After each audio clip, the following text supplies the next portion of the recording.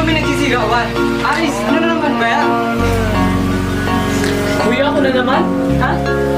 Ako na ulit, ha? Ikaw, Israel, tarantado ka talaga.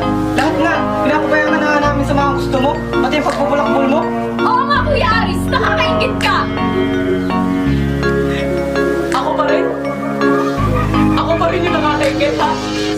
Ako nga yung ingit na ingit sa inyo, eh. Ha? Ikaw, kuya, nakakakain ka ng masarap. Ikaw, ate, nabibili mo lahat ng gusto mo, di ba? Ikaw, napakasarap ng buhay mo kasi di minsan wala kang ginagawa. Ako ba, natanong niyo man lang ba ako, ha? Kasi ako, ang laki ng sakripisyo ko para sa pamilya na to. Ako na nga yung gumawa ng iniwan yung gawain nanay, eh. Di ba? Ako na rin yung gumanap bilang tatay kasi si tatay lagi na lang nag-iinom.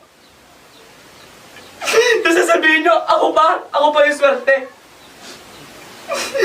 Kaarawan ko ngayon. Ano, minakalam ba sa inyo, ha? Alam nyo, pagod na ako. Sobrang sakit ng mundong ipinamulit nyo sa akin. Alam nyo, sa sobrang sakit, ha?